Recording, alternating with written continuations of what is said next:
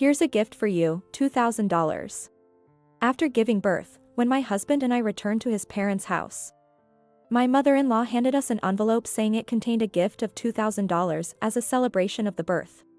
Upon checking its contents, I threw the envelope into the trash.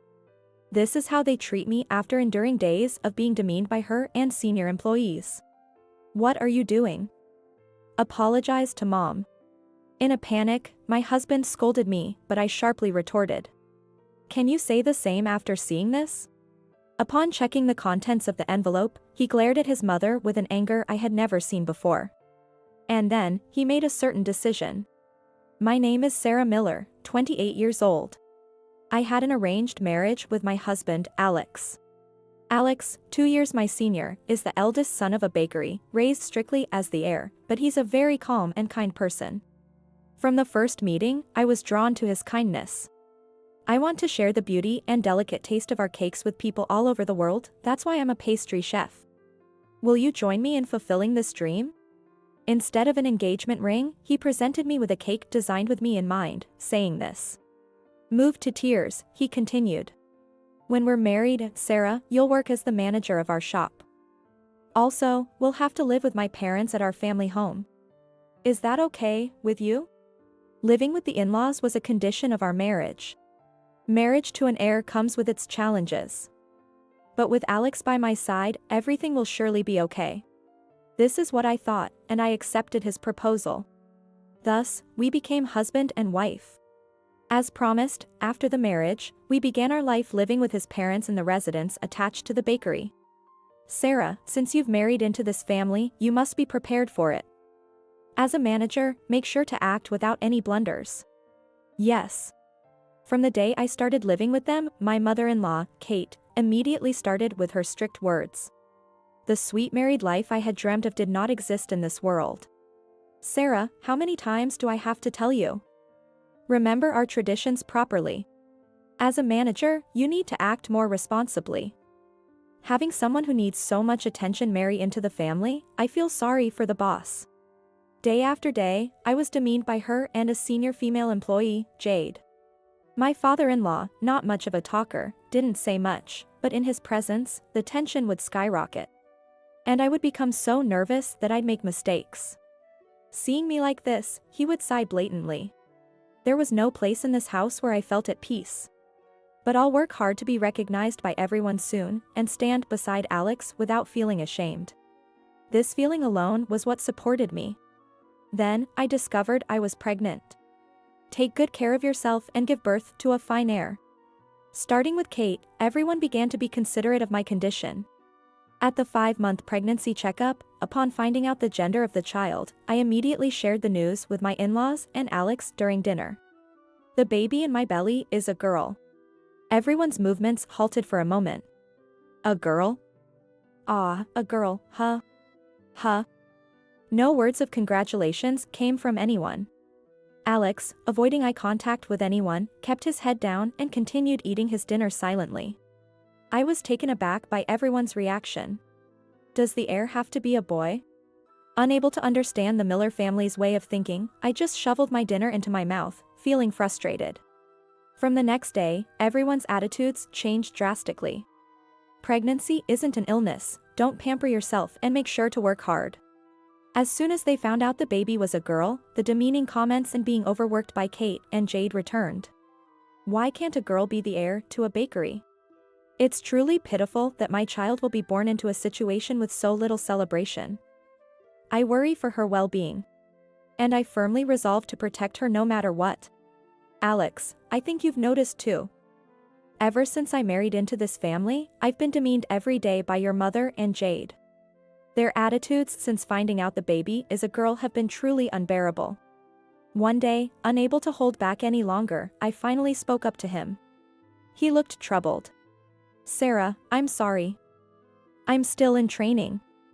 I don't have the right to go against this family. Please bear with it.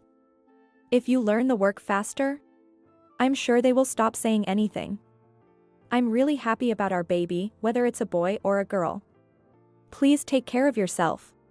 Saying this, he hastily headed to the shower. While he did show concern for my well-being, honestly, I was shocked by his unreliable response. However, I caressed my belly. I can't be discouraged by such things. I'm going to be a mother. I must become strong for the sake of this child. With this renewed determination, I dreamt of the day my baby would be born healthy and endured the harassment and demeaning treatment alone. In the house, I was mainly responsible for preparing dinner. And we had a system where I would pay for the groceries first and then give the receipt to her to get reimbursed. This system meant that she would scrutinize every item on the receipt, making it difficult to buy things I wanted. However, since becoming pregnant, I often craved sour and sweet things. Should I buy it? But I hate getting snide remarks from her too. I debated with myself while shopping, but in the end, I couldn't muster the courage to buy. But one day, I just had to have something sweet. Desperate, after much deliberation, I approached Alex, who was in the workshop. I've been craving something sweet because of the pregnancy. If there are any leftover bits, could you share some with me? Sure, just wait a bit. He, sneaking away from the eyes of the employees, wrapped some cake trimmings in plastic wrap and brought them to me. Thank you. But just then, Kate appeared. What are you doing here, Sarah? Her gaze dropped to my hand. How greedy of you. This is a workshop for artisans. You are not allowed to come and go here from now on. With that, she snatched away the precious trimmings Alex had given me and kicked me out of the workshop. One day, when I went to prepare dinner, I found the fridge crammed with ingredients I had never seen before, like expensive beef. Since I wasn't allowed to use ingredients from the fridge without her permission, I asked her. Can I use the ingredients in the fridge? What are you talking about? Those are for Sienna, who's coming back the day after tomorrow. Don't you dare use them. She coldly retorted. Sienna is Alex's sister. She married into a farming family, and apparently, she's coming back for a visit because her morning sickness has been severe during her 3rd month of pregnancy. Coming back for morning sickness in the 3rd month? Meanwhile, here I am, 7 months pregnant, being told a pregnancy isn't an illness and being worked to the bone. There was a lot I wanted to think about, but the more I thought about it, the more miserable I felt. Shaking off those thoughts, I prepared dinner with other ingredients. The day Sienna came back, Kate was in a particularly good mood from the morning. Kate, who had originally opposed Sienna marrying into a farming family, was overjoyed to have her daughter back home after a long time. Today, I'll make dinner, so Sarah, you can go for a leisurely walk if you like. Unusually, she was kind. Since I rarely had the chance to take a leisurely walk in the evening due to the busy schedule, I decided to take her up on her offer. The sky is so vast. The sky, which I looked up at for the first time in a while, was dyed red and enveloped me in a gentle warmth. When I instinctively placed my hand on my belly, I felt the baby's movements. Mommy is working hard for you. Come out healthy and strong. I whispered this to my baby. What a nice smell. As I returned home, I was greeted by the scent of steaks being grilled. As I was about to enter the living room, I heard voices from inside. Sienna, make sure you eat plenty for the baby's sake. Peeking inside, I saw she laying out a feast in front of Sienna.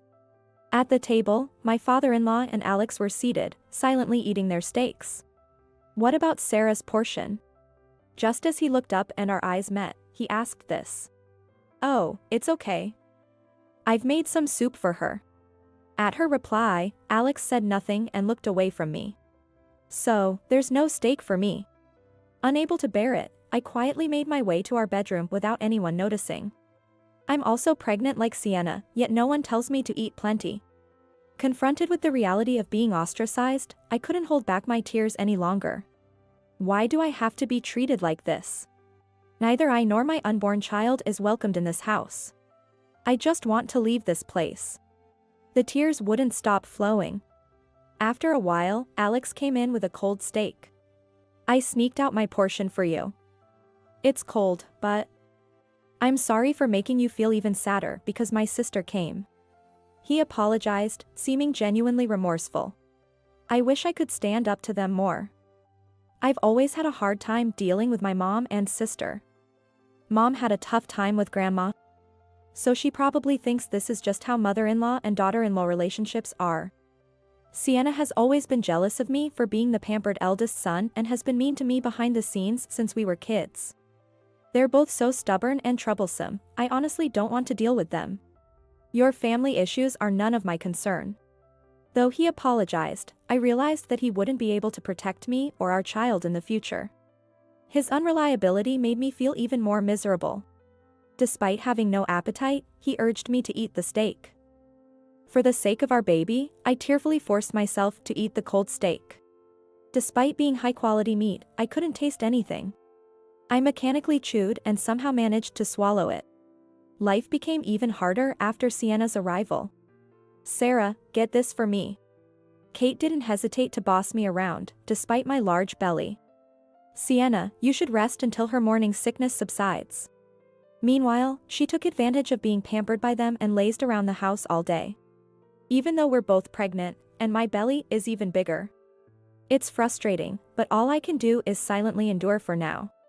"Sarah, I bought some pudding for you."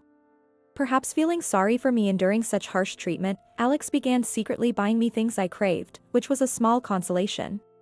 One day, I saw Sienna's room filled with luxury baby items and maternity goods from designer brands. I had hesitantly bought a complete set from a cheap store in the suburbs. Both of our children are their grandchildren, so why is there such a difference? I tried not to let it bother me, but it was deeply saddening.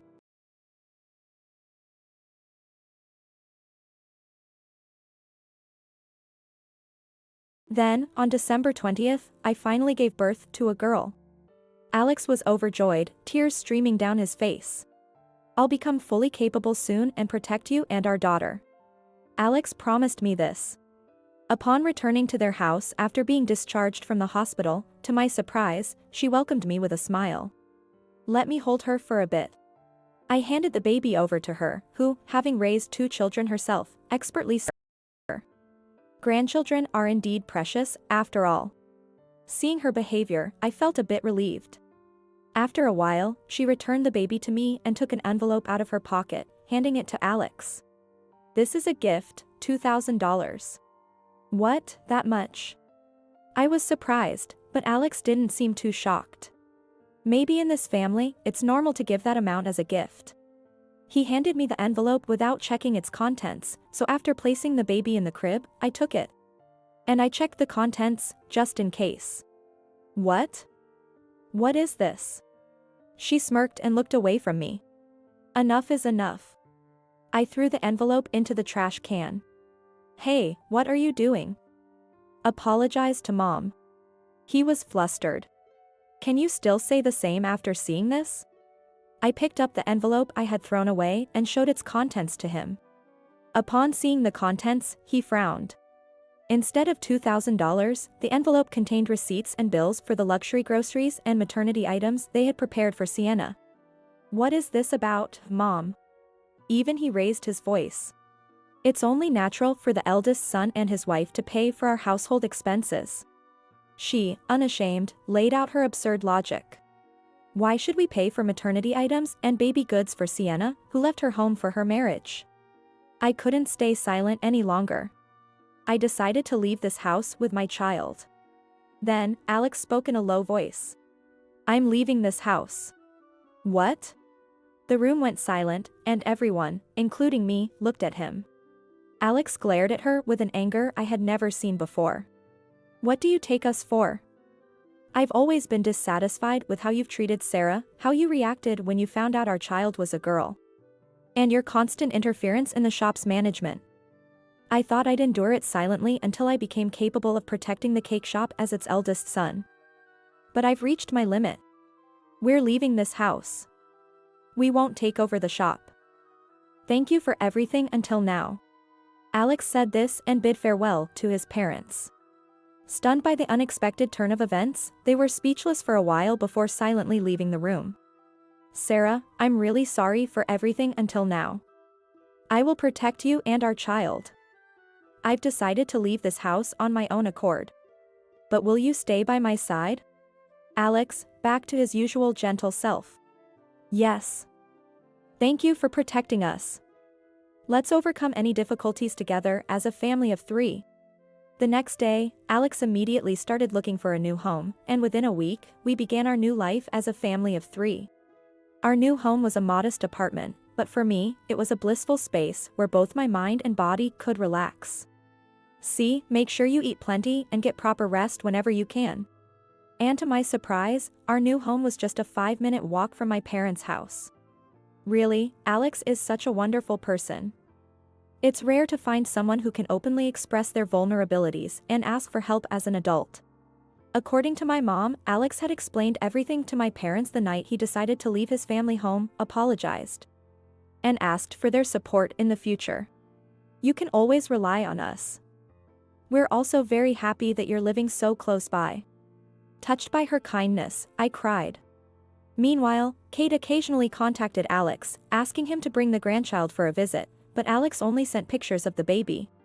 After discussing it as a couple, we decided it would be best to keep our distance from them for a while, and we haven't given them our new address. Thanks to that, we've been able to live peacefully. Sarah, we're running out of diapers, so I'll go buy some. Alex actively helped with housework and childcare, and we cherished our modest happiness, living humbly each day. I'm thinking of starting my own business. One day, he came to me with a proposal. Even after the path to taking over his family's bakery was closed off, Alex, who had been captivated by the allure of cakes since childhood, hadn't given up on being involved with cakes. His dream, which he shared before we got married, to let people around the world know the beauty and delicate taste of cakes, was still very much alive in his heart. To realize that dream, he decided to start a mail-order cake business. Inspired by him, I too felt a surge of motivation. I wanted to help make his dream a reality. With this in mind, I pondered whether I could utilize the brief experience I had with cake making at my in-laws, finding moments between household chores and childcare to think it through. Look at the cake Daddy made, isn't it beautiful? One day, Alex showed our child a cake he had made. Though our 0-year-old couldn't eat it yet, she giggled and seemed fascinated by the colors of the cake she was seeing for the first time. Seeing this, an idea struck me. What about a cake that even babies could eat? In my mind, I envisioned cute baby smiles overlapping with cakes. When I promptly shared my thoughts with Alex, he embraced my idea, saying, "That's a great idea." Focusing on development, we worked on cakes that didn't use sugar, instead relying on the natural sweetness of ingredients like sweet potatoes, and avoided artificial colors to preserve the gentle hues of the ingredients themselves. After about 3 months, the product we had envisioned was complete. Initially, we had a friend's cake shop display it, and the customer feedback was unexpectedly positive, with many saying it was perfect for birthday parties. This could work. Encouraged, we started selling online, and it quickly became a hit.